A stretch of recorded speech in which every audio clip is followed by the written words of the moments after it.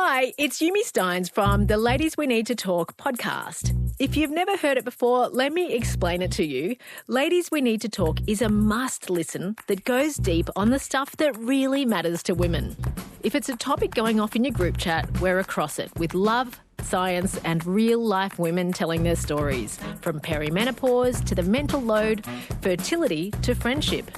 Find Ladies We Need to Talk in the ABC Listen app. ABC Listen. Podcasts, radio, news, music and more. Sir Isaac Newton is remembered today as the 17th century genius who brought modern science into being. But the truth is that, if anything, Isaac Newton spent more time exploring the world of the occult, of magic and pseudoscience, than he ever did on gravitation and optics and mechanics. And in 1663, Newton was wandering through a fair in Cambridge where he bought a book that was called Palmistry, The Secrets Thereof Disclosed. Alison Bashford is back on Conversations today. Alison is a professor of history at the University of New South Wales, and she has her own copy of this charming old book, which promises to be, quote, a familiar, easy and new method whereby to judge of the most general accidents of man's life from the lines of the hand. The book was one of her entry points into a whole world of the magic and medicine and science that surrounds the human hand, that wonderful instrument of little bones and flesh and sinew. She's written the story of how people have searched for meaning in the lines and shape of the human hand to find clues to the future and evidence of the deep past. The new book is called Decoding the Hand. Welcome back, Alison. Thank you very much. Lovely to be here again. Last time you were here, you said you really like writing histories of specific things to connect to really big things. You've done it again here, I think. How did you find your way in? What was that moment when you found your way? Well, the moment was just before COVID, and that, of course, we remember that moment. And I was in London looking at the archived papers of a very interesting woman who's now a chapter in the book called Charlotte Wolfe. She's a Berlin-trained, very clever doctor. And I was looking through her papers, actually, for the Huxley book that I talked about last time with you. And I opened some folders, and there's Aldous Huxley's handprints and Virginia Woolf's handprints and so on, all these interwar cultural luminaries. And that was interesting. That was really fascinating. Then I opened the next folder, and there was the life-sized handprint on this delicate rice paper of Mock, the gorilla, in London Zoo. And he'd been dead for 2 days. This was 1938. He'd been dead for 2 days, and the zookeeper contacted this very clever doctor, Charlotte Wolfe, and said, if you want to take his handprint, come over now. And there it was, this bizarre, carefully framed handprint and thumbprint and fingerprints of dead Mock the gorilla, 1938. And that's what I picked up, and I thought, I have no way of understanding why she's doing that, what it means, who's interested. And that was that clicking moment where I thought, I have to know. So she's got all these handprint images of famous people from the early 20th century and this massive handprint from a gorilla. Is there something weirdly intimate about looking at these? Is it almost like looking at pictures of these people naked or something? Is there something a bit like that? It's so intimate, and for those of us whose lives can be very boring to other people, but are fascinating to us as historians, where we sit in this very, it's a very solitary occupation. You sit and you look through these papers, that are sometimes deathly boring, of people in long distance past. And occasionally you open a folder and there's something that is just full of wonder. And for these handprints especially, and of course I couldn't put my, we're all tempted when we see, stenciled hands in a cave, we're all tempted to connect and put our own hands on them. And of course one can't do that and wouldn't do that with these delicate prints. But there was Aldous Huxley's handprint. And it's different to, say, touching a cup or touching his watch or something. That's already a bit intimate. But there's something about it's like a portrait of him. And then when it, and that was fascinating and kind of moving and intimate enough. But then this dead gorilla's enormous handprint, there was an intimacy and a kind of a poignancy about that, because I know that when I turn the page, there's her psychoanalytic reading, not just of Aldous Huxley and his, the early death of his mother and how that can be read in the hand. So this is a Jung-trained psychoanalyst who's taking these prints, but she does the same thing for the gorilla. What's his early life story? Was he free-born? Was he captive-born? And she thought she could read that on the hand. She thought she could read that on the hand. And exactly. Is there any truth to that?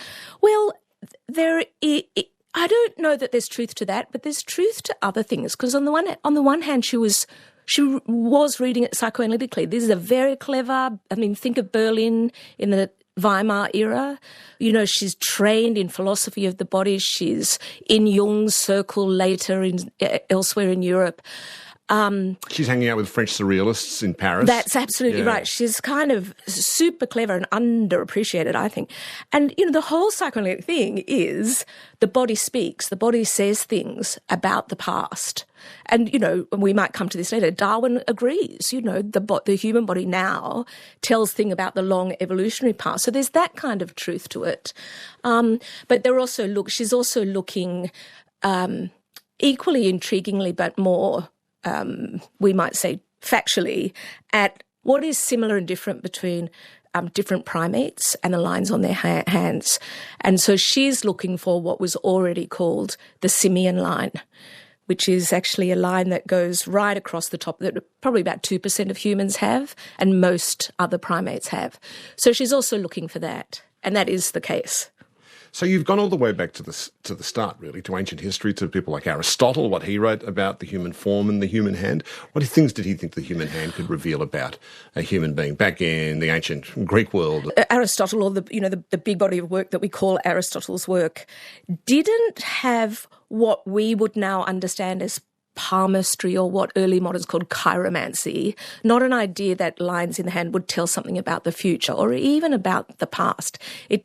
He read all parts of the human body, what they called physiognomically, and phrenology comes out of this.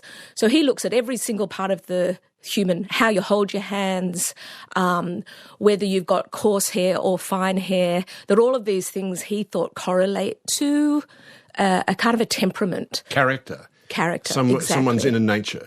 So if your hand looks like this, it means you're this kind of a person. Exactly, and that's what and it's full of these what they called aphorisms. So this one I'm making up. So he who holds his hands flabbily or softly, that gesture means, X, Y, Z. He who has coarse hair, and it's usually a he, has this kind of character. And so it's about the correlation between, bodily features and inner character. And that's what gets carried forward through the centuries. What did he think about the hand and where it places us at what he believed to be, and what I suppose many still believe to be, the apex of the animal kingdom then? The idea of the hand as the sign of it's something that's created for us or given to us that indicates that we are to be masters of this planet. In a way that's much more a later Christian idea, where God creates human bodies in his image. And if we take that very as seriously as some people do now, of course, but almost everybody did in, let's say, Christendom, then the nature of the hand and the form of the hand is a deeply serious thing. And that gets combined to just leap ahead many centuries. It's Darwin who, in a way, thought, what is the significance of the hand? For him, one day when pre-humans stood upright and freed their hands from locomotion, Darwin said, that freed them up to do all kinds of other things and to make things, to explore things. And that's what Darwin said. It's that freedom from locomotion, for the human hand, as opposed to the hands of other primates, to do things which cast them forward. And it is the case, between Aristotle and Darwin. I know that some of my history friends will be laughing at this point, but between Aristotle way back then and Darwin, there are many traditions that think of the hands as God-given and different to other kinds of animals, and also marked with the capacity to give humans what they often call dominion over other animals, that set humans apart. There's an ancient Indian tradition about the meaning of hands too, isn't there? What can that school of thought tell us, going way back to what the hand reveals about the inner human? Very ancient, and possibly an original. It's very hard to make these claims, but possibly an earliest and original, although there's hand reading, but also palm line reading. Although, brackets, there's very early, long-standing and enduring Chinese tradition as well. But in very ancient Sanskrit texts, marks all over the body mean things, and certain marks on the hand mean things as well. And they're from very early Sanskrit texts all the way through. And of course, many of your listeners will know that this is a tradition that continues very strongly in South Asia and in India. We get to Europe in the Middle Ages. An Arabic book appeared with a wonderful title. I just love this title, called The Secret Book of Secrets. That's very secret, I think it's fair to say. What role did that have? Or you're not allowed to say? I don't know. Alison? I ran with secrets. I wanted to call this book Secrets Disclosed from that book that you started with. So I love how people thought that the body would hold and hands would hold secrets. But the Secret Book of Secrets, in fact, was probably the most copied medieval manuscript in Latin from Arabic of all, and it kind of gets taken apart and bits appear here and everywhere. I've got a quote here from it as well. It claimed that long-palmed hands with long fingers is ordained to learn many sciences and arts and special handicrafts and to be of good governance. However, fingers short and thick betoken folly. I'm thinking of a certain sausage fingers couple of people. Not so good at all. Distinguished anatomists in the 19th century are repeating versions of that. So there is one, Edinburgh. Edinburgh's the hotspot of all anatomy in the 19th century. And there's one distinguished professor of anatomy at Edinburgh who he goes with the sausage finger idea, and he calls them elementary hands. And then his favourite kinds of hand, classified hands, his favourite kind of hand was what he called the spatulate hand. And he said he was trying to correlate spatulate. Square, kind of square. Actually, when you see a picture, we might see if we can put one up on your... Like a spade almost, in other words. Yeah, kind of with long fingers, but short kind of square-fingered ends. Wellington has, so these are very desirable hands to have. All the entrepreneurial, the great warriors of the world have them apparently. But he said a little along the lines of what you quoted from the Secret Book of Secrets, the Arabic text, that he's trying to correlate hands with nations of the world and to some extent races of the world. And he says the spatulate hand is the Protestant hand. And I know. And the Protestant hand are the people who are entrepreneurial, hardworking, can labour well. And it is the hand of the Protestant world, especially the Americans, he said.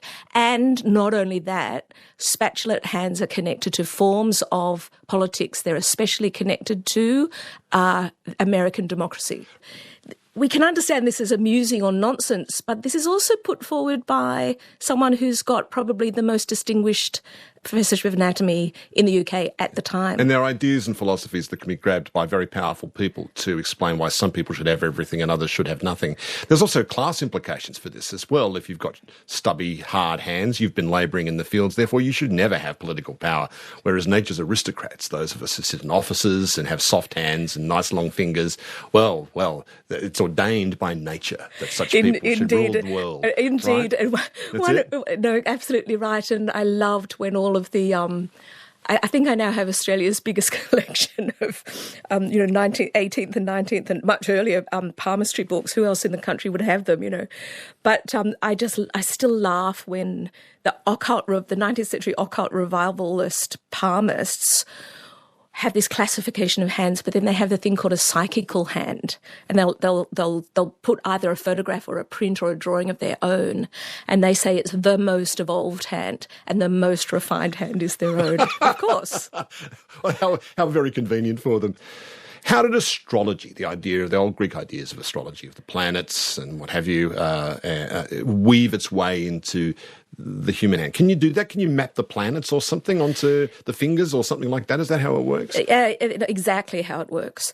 I had the great privilege of looking at amazing medieval manuscripts, including a lot of, there's a very strong Jewish Kabbalah tradition of reading marks on the hand, incredible ancient documents, and some late medieval doctor's scrolls, which were manuscripts to kind of roll up so that you can take them to the bedside, and then you unfold them, and they would have diagrams of the hand, and you match that to to your patient. Right, so this finger is here, this betokens, I don't know, Mercury or Jupiter or something, and therefore if that's looking bad, then you've got a problem with your liver. In certain patterns, exactly. Right. It's exactly that. And the reason, but really that comes much later than I thought. So there's a lot of understanding of what we would now call palmistry that doesn't have any astrology at all. Then it creeps in really by the 15th century, I suppose it's more or less firmly there, although there's still lots of books that will talk much more boringly about, say, the table part of the hand, not an astrological or the line of head or the line of heart, and not call it, Venus line or and so forth. So astrology comes in much later. But we're in the world of pseudoscience here, aren't we? Very much so. But I love the world of pseudoscience. I find it very enjoyable. I mean, it's all ultimately not true, but it's still, for an historian, to write about pseudoscience is to get into the minds of people who really, truly believed it, isn't it? And see it is, a very beautiful view of the world that comes from it too. That's exactly the hard. That's exactly the hard thing. So for in a way, my own preference is to think of this not as pseudoscience, but science of the time, and that's the hard thing. And so whether or not it's true, in a way, is to me one of the more boring questions. Yes, because you're not a scientist, you're an historian. Yes. How do we get back into the minds of people of the most distinguished order, like Isaac Newton? Why is he reading this book and buying this book? So that's actually, we're never going to call Isaac Newton a pseudoscientist. So for me, it's quite interesting to think of this actually as the history of medicine and as the history of science, rather than it becomes fringe, but it wasn't always. And so it's very, very common for that astrological idea of, what is the world or the mindset? This is what's fascinating to me, where it's kind of semi-ordinary for a physician, let's say in 1550, to think, of course, the planet Jupiter and the finger of Jupiter are connected. And of course, that's connected to a particular organ in the body. And that's exactly the point of that astrological medicine, is the macrocosm of the universe is represented in what they call the microcosm of the body. And each of the planets is connected to a different organ, and that's how you can determine what's going on with liver or heart or brain. I think scientists of that era took a lot of joy in their work, because what they thought of the universe as this immense puzzle created by God, but God had endowed them with the power of reason to decode it or unlock the puzzle or find their way into the secrets. And so when you have someone like Kepler who decodes the motion of the planets, he goes, that's what God was thinking, and I've been given this power by God to figure it out.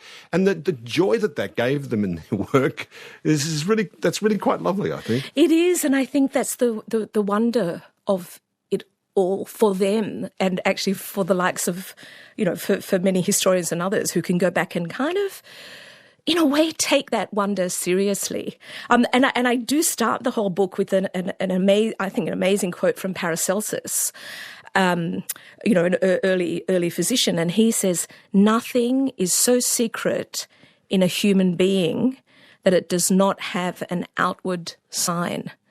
So for him, he expected the outward, all the signs on the skin of the body to mean something. And they're secrets that he wanted to decode, and he had a system to decode. And on the one hand, you know, we of course we see this as bizarre and, you know, boringly untrue, but that's kind of a dull way to think of it, because what is this world where that was true is a much harder thing to explain. And so I was kind of deep in this world of secrets and body signs and palm lines, and the world where I never thought I'd be. And then I thought, hang on a minute, every time we go and see, you know, a wonderful GP, they are reading signs on our body. And every medical student is taught the difference between a sign and a symptom. And a sign on the body means things. And in a way, it suddenly clicked in for me that although we might see this as entirely bizarre, that this, you know, a hatch or a star, or they're constantly looking for, you know, in the olden days, let's say, they're looking for, triangles and shapes, like a geometry in the hand. And that a certain triangle literally with a certain angle would mean A, B or C, X, Y or Z. And although that is wondrous and amazing and bizarre and even untrue, nonetheless, that's exactly what physicians now do. They look in lots of other sophisticated ways, but signs on the body mean certain things. And so there's a whole continuity there that came to interest me as well. In the 19th century, there was a huge occult revival in Europe, and that seemed to go hand in hand with the rapid progress of science. It seemed to be as science, real science, was going ahead, the interest in the occult was greatly revived. And the science of palm reading was always associated with the Roma people, who were called gypsies, quite wrongly at the time for all sorts of reasons, and I want you to explain that. So let's take the English example, now called Gypsy Roman traveller communities, are coming from Eastern Europe, from now we know northern India, across into Eastern Europe, into the German lands, and then into Tudor England. And Henry Tudor passes an act called the Egyptians Act, and they're understood. That's where the term gypsy comes from, Egyptians.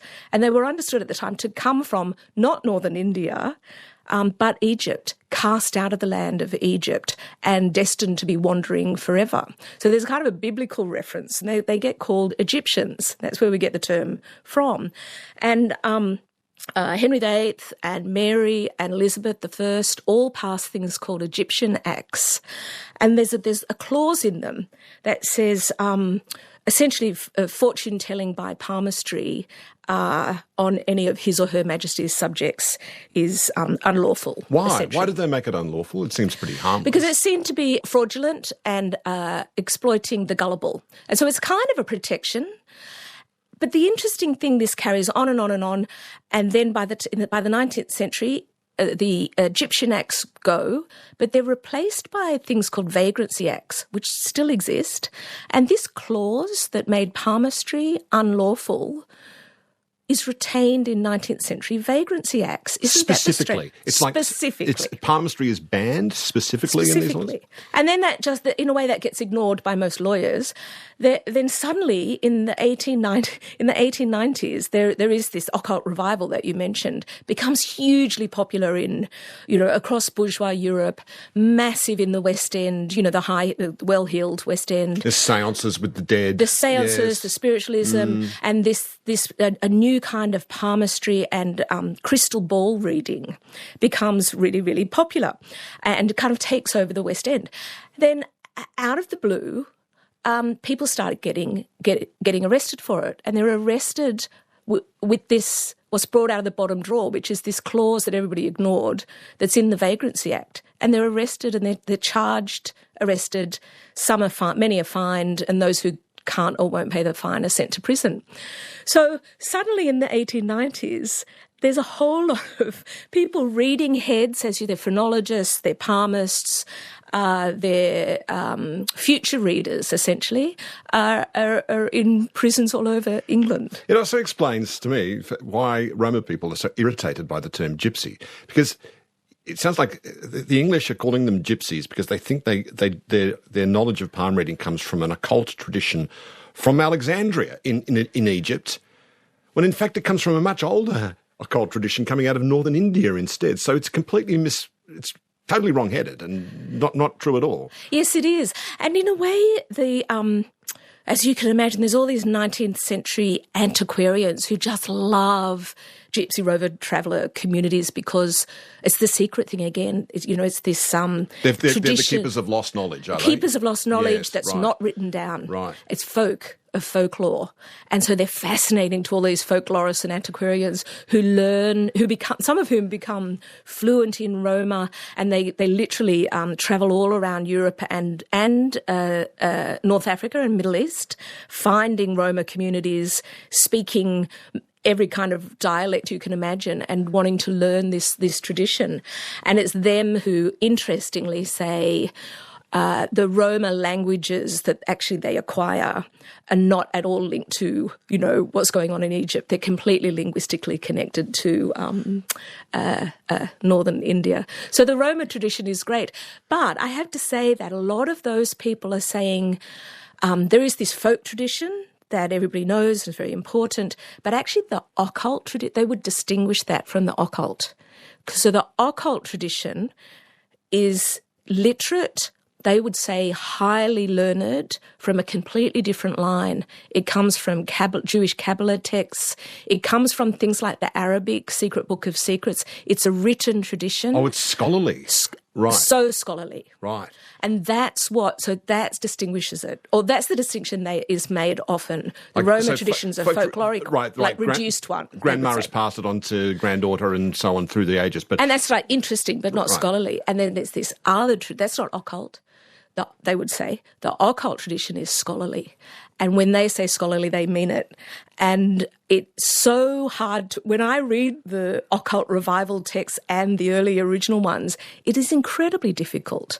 And it's meant to be difficult. It's like a whole calculus of numbers and planets and bodies and lines and formula. And it is, and the Kabbalah tradition, which endures as well, and alchemy as well, is the occult tradition, and that's a learned, written tradition. Meanwhile, in the 19th century, while this occult revival is going on, there's a lot of interest in what the old Roman knowledge is about the hand and palmistry. There's this parallel, very scientific interest in the anatomy of the human hand. And this was the hand, but more about what was under the skin of the hand. Is it fair to say, Alison, the bone structure, the flesh, the sinews, this is finally being understood for the first time in the 19th century with X-rays and the like? Yes, and interestingly, and I didn't know this, the first X-ray is an X-ray of a hand with the wife of the taker of the X-ray. So the very first X-ray that was ever taken was of the hand with a ring finger on it. So yes, it's partly skeletal and partly bones, but it's also anatomist thinking. This is what I suddenly had to learn, that of course crease lines in the hand are just plain old part of anatomy, like every other part of it. So then I thought, well, what do anatomists actually think about this? And sure enough, in the 19th century and earlier, the creases in the hand and where and how they're formed in the human embryo becomes a long, long, long study. At what point in fetal life are what anatomists come to call flexure creases? When are they formed in utero? And do they change or not over a human lifetime? So do the creases that you have in your hand when you're born stay the same or not? And there's different opinions on that. But so it's partly skeletal, and how are anatomically the creases formed by the structure of the bones underneath, and how is that similar and different across a whole range of other mammals, but especially other primates? What were some of the theories that arose from this idea of what the crease might mean then? From, I don't want to use the phrase proper scientists, but you know what I mean, real evidence-based science and medicine. So what are some of the theories? They're interested in when in fetal life they come from. One of the key scientific questions is the evolutionary biology one. So the simian line that I spoke of earlier. what is this line that most other primates have on the hand, that some humans have, but not all? And what is that correlated to? It's called the simian line, first in French from about 1880. By the time you get to about 1900, 1910, it's starting to be correlated with a particular group of humans who have what came to be called Down syndrome. So actually, and this is where, let's call it an old-fashioned word, facts, become important. So early in the 20th century, the family after whom Down syndrome was called, the Downs, they run a then called asylum in England, and one of them is starting to notice a particular hand shape, but also this particular line. And he then called it, after the French fashion, the simian line, that then got turned into all kinds of highly obnoxious theories about people with trisomy 21. But another line of research tried to validate that correlation between certain lines on the hand and certain syndromes. So you're saying the argument was that the differences in the hand, which might represent the chromosomal difference between someone with Down syndrome and someone who doesn't, were connected somehow that made people with Down syndrome, according to these obnoxious theories, more ape-like? Is that what was being argued at the time? There's a kind of there is a fringe world in which that's the case, right.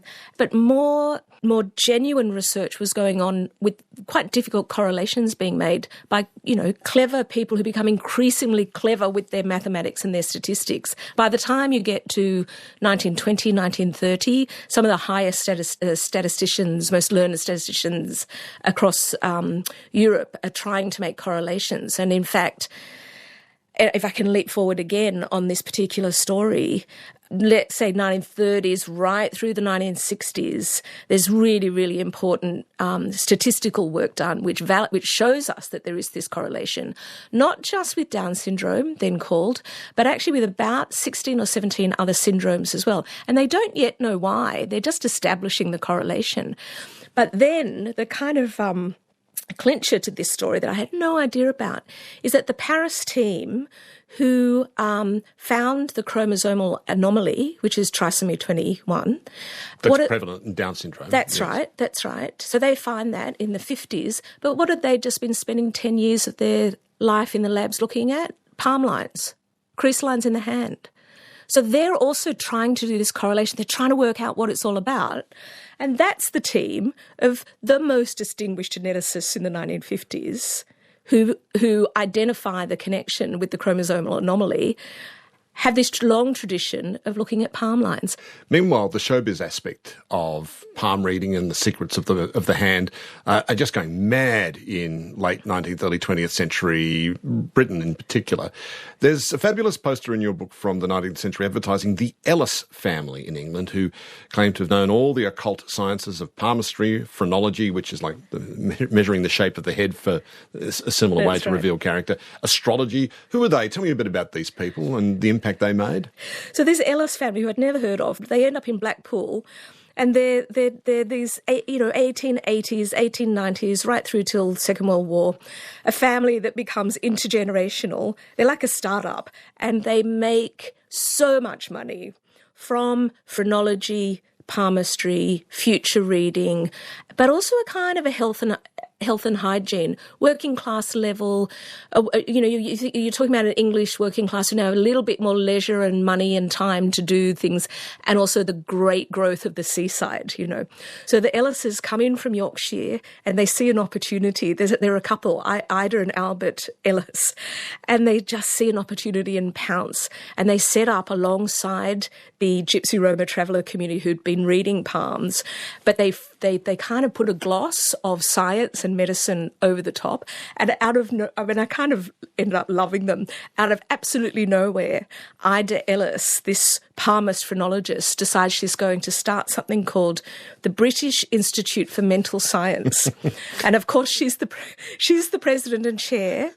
And So she's like the Victorian equivalent of a wellness expert in a lab coat, by the sound of things. She's hilarious. And she starts this thing, British Institute of Medical Science, and she then puts the word college around it, and she examines people, but it's all by remote, because that's how you can earn a lot more money.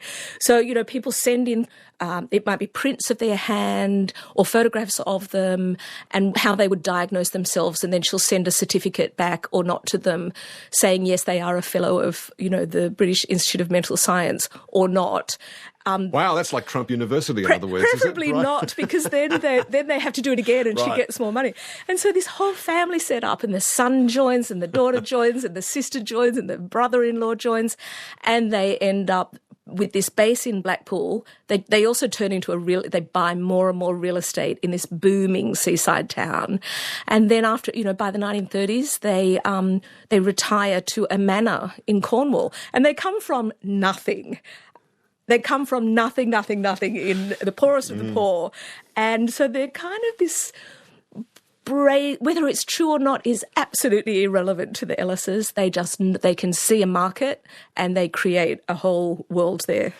But the funny thing is, all along, throughout this whole idea that you can read the hand, the lines of the hands are terribly meaningful, there is something there that is scientifically perfectly remarkable and fascinating, and that's the fingerprint. How long does it take for people to realise that human beings have distinct and utterly unique fingerprints, and see the importance of that, Alison? Yes. So there's Francis Galton, the so-called father of fingerprinting.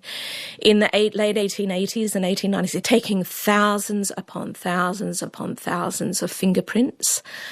And his first set of, he's really a very, very clever mathematician. He's a polymath, but one of the things is polymathematician. And he takes thousands of fingerprints, and his first inclination is to try and see if he can find what he called races in fingerprints. So is there a correlation between particular tiny patterns on fingerprints and ancestry? You mean like racial ancestry? Or he looked at Jewish communities in his backyard in London, and then he had people in parts of Africa taking fingerprints there and comparing them with. He had another group of Welsh miners, so he's trying to see if there's.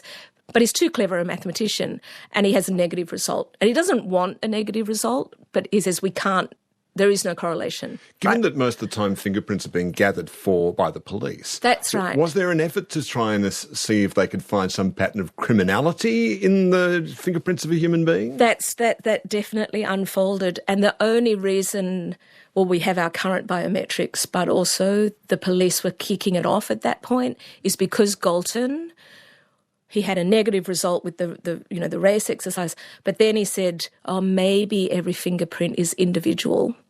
And he's the first person that statistically showed that was the case. And that's when the police actually take up fingerprints. We talked a bit about Charlotte Wolfe right at the beginning. She was a medically trained psychoanalyst, and I want to come back to her now, because she's, I think, the most interesting figure that emerges from this book. She's a completely fascinating figure. You write that she was trained as a Jungian psychoanalyst in the early 20th century. She had to get out of Germany once Hitler took over in 1933. Because she was Jewish and a lesbian as well. That's right. And escaped to Paris, where she fell in with the surrealists. Yes. What did she see in the hand? Like you mentioned, she was taking these handprints of famous people, of this gorilla from London Zoo. What did she think could be revealed about the mind from the hand? I mean, the physical characteristics and illnesses some of them might present themselves into the hand, but what did she think it could tell about the mind, what was revealed in the hand? She was so analytically trained that at various points, she says, I can see the id and the ego in the hand. So she's literally analysing from the hand lines, and partly the hand shape in that old phrenological tradition as well. She's analytically trained, but she's also first trained as a medical doctor. And so she says that she can see, liver complaints and so on and so forth. But especially because of her specialty, she literally, and now we understand problematically, but she would diagnose then called schizophrenia. from lines in the hand and what she can see from palm prints. Oh, no, that can't possibly be done, though, through the hand, can it? No. But it's also, once I dug through her papers, it's also the case that psychiatrists across the world are writing to her with their patients' prints, and essentially she becomes a London-based consultant. They send her prints and she'll send her diagnosis back. And the diagnosis could be schizophrenia, could be quote-unquote normal, could be a whole range of other things. And that's what that's where she ended up. And that's, I have to say, right through till the early 1970s. When she read someone's hand, would she do it like a palmistry artist from a fairground? Would she do it like that? What was the palm reading process for her? Very, very intense. And interestingly, just landed on my desk, when BBC television started, they did a whole lot of little, I suppose what we'd now call little pilot. It's like the 30s or something, wasn't it? Yeah. Right at the very beginning, like, is this thing going to work? They brought in weird and wonderful people, and probably through the Huxley connection, she turns up in the very earliest BBC studios and does a little pilot television thing, which you can see on YouTube. So you can hear her and see her, and she's reading someone's hand. And it's a very sensual, like in a literal sense. She's looking first and holding hands up directly in front of her face. But also she instructs very carefully. She's very interested in gesture as well. So how are the hands placed when the person first walks into the room? I have a theory on this. Shoot me down in flames, please. But those early psychoanalysts who are following Freud and Jung, so much of that early work that's done is some of it's based on observation, but a lot of it's a work of deep intuition on behalf of Freud and Jung. Yes. They just intuit this truths from all the things they're observing, which meant that often they were spectacularly wrong, of course, really badly wrong on a whole lot of things, and then amazingly insightful in other places. I don't see a massive amount of difference to that to palm reading, insofar as palm reading in some ways could be seen as the act of suspending one's conscious mind on the details of the hand while the intuition starts to work, and you intuit things by someone's body language or how they're behaving or what you're picking up about them. It seems to be like an act of intuition rather than of real scientific observation. What do you think? No, I think that's absolutely right. And it's kind of a psychoanalytic truism that the body speaks. You know, the body tells a past, or the body tells a trauma. And that's a version of Paracelsus all those centuries before, saying, you know, on the outside of every human body is a secret that can be seen. And that's what, you're absolutely right, an intuitive analyst like Charlotte Wolfe that everybody's got in London is going to see. And, you know, we have the record of Virginia Woolf there, and that they understand it. They begin to understand, they go first of all because they think of her as a fun palm reader, and then they turn into psychoanalytic sessions, intense, deep, exhausting, close, intimate, and they will say, my soul was revealed. You know. Is there something in the fact that she's there in this little room with you and she's holding your hand, which is often a really powerful thing, actually, which for someone you don't know very well, and she's gazing into, and you have this incredible moment of strange intimacy for an hour or so with that person? I wonder if that's a powerful factor here at work in the act of palm reading she's doing. Huge. You've got that person focusing on you in a very intense way too. And when does that ever happen in your life? Never. When does that ever? But that's also, you know, that's absolutely true. And so Virginia Woolf and Aldous Huxley and Nijinsky and all these people are flocking to this person who's going to focus on them for that. And she calls them her analysans. So she understands them as people that she's analysing. So she's really quite extraordinary and, you know, on the one hand fringe, on the other hand captures,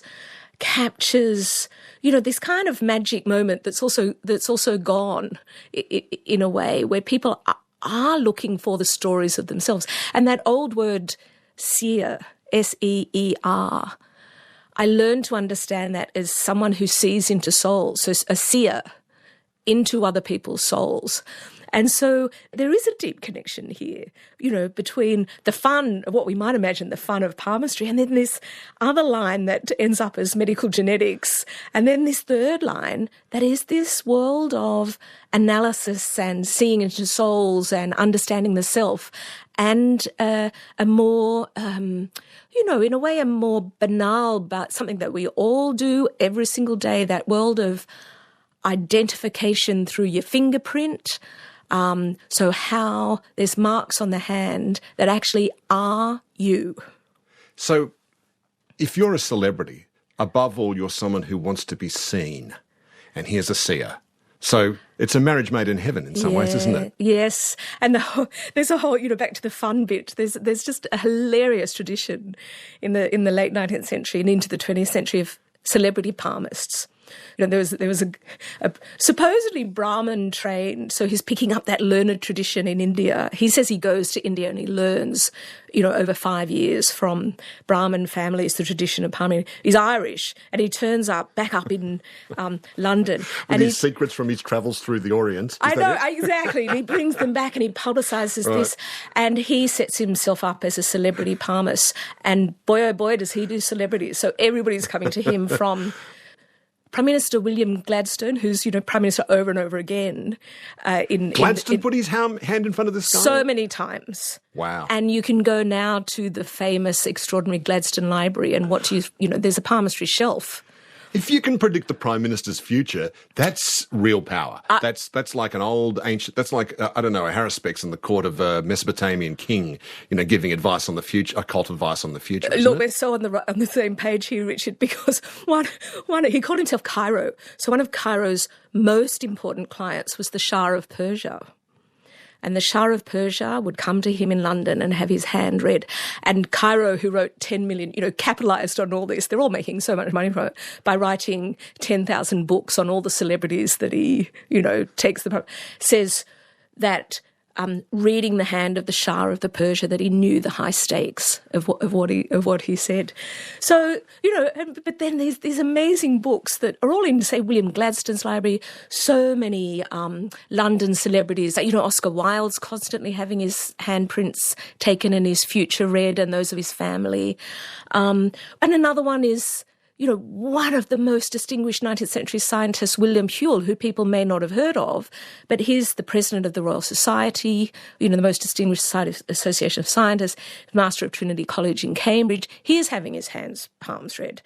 So that's when you have to sit back and think, what is going on here? Why? And it is partly because it's about identity. It's partly the focus. It's partly because they think it's a world where marks and signs of the body need to be decoded.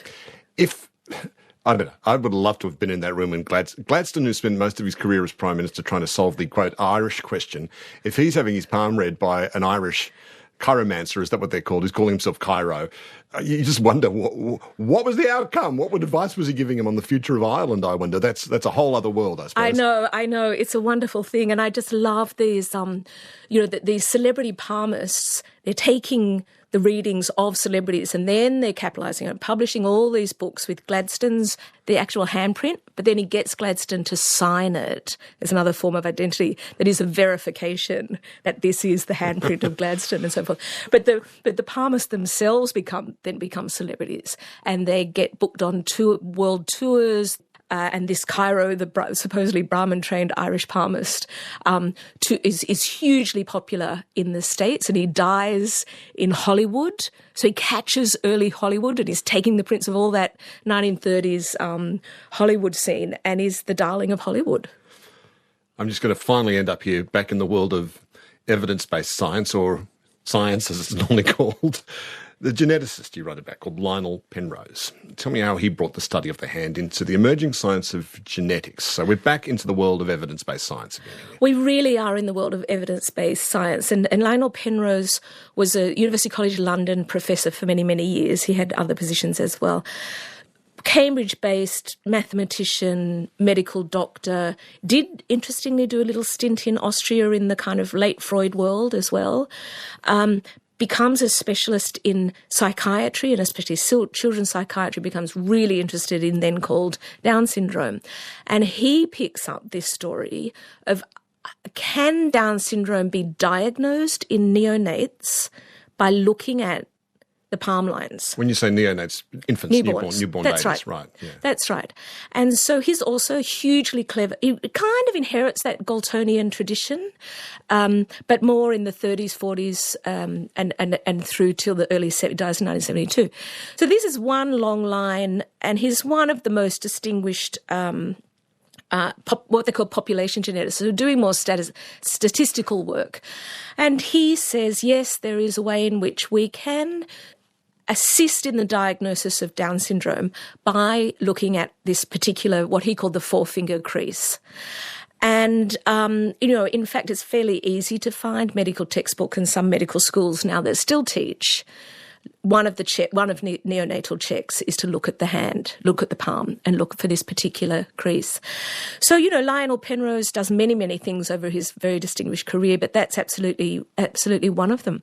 But when he was an older man, and he was a very charming, everybody liked him. He was a Quaker. He was called the Galton Professor of Eugenics at University College London, but he's the one who changed it to the Galton Professor of Genetics, and absolutely distinguished himself from eugenics and kind of World War II racism and so forth. So he's really important in that tradition. But as an old man in the late 60s, early 70s, he's looking at hands again after a whole lifetime of studying this mathematically, and he suddenly becomes interested in the history of palmistry. And his very last article is in The Lancet, which is the top medical journal, and it's called Fingerprints and Palmistry. And he's looking back at, he even mentions Cairo, the William Gladstone palmist, and he's looking back at ancient traditions of ancient stenciled cave handprints, and what do they mean, and what is this inclination in humans to leave that kind of mark through the hand. And he buys a whole lot of, beautiful early modern chiromancy books that we know Isaac Newton also read.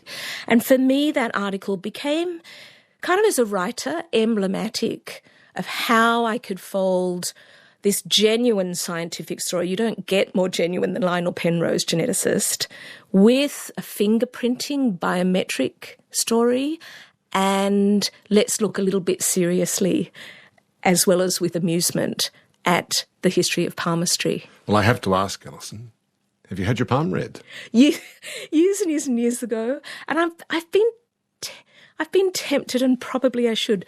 Probably when I was 20, I did. And was it predicted that you one day would be interviewed by an unassuming man in a rather dowdy studio in a building called the ABC? Was that foretold for you? I wonder. Wouldn't that be funny? But one of the very last image there's lots of images in my book, because the kind of illustration of hands are just extraordinary. And the one that I end up with is a 19th century book where they're trying to link jobs and vocations and character and kinds of hands. And there's a very, very detailed handprint there that says, "A professor of history." And is that you? What's the resemblance? Is there a strong resemblance? You see, that's where I probably have to go to a palmist or a geneticist, one or the other, to work out whether that's true or not. Or maybe it's best not to know and keep that knowledge occult, as Indeed. They would say. How lovely to speak with you, as it always is, Alison. Thank you so much. Thank you. A pleasure. Alison Bashford's book is called Decoding the Hand, A History of Science, Medicine and Magic. Today's conversation with Alison Bashford was made on the lands of the Gadigal people. Producer was Alice Moldovan. Executive producer is Nicola Harrison. I'm Richard Fidler. Thanks for listening.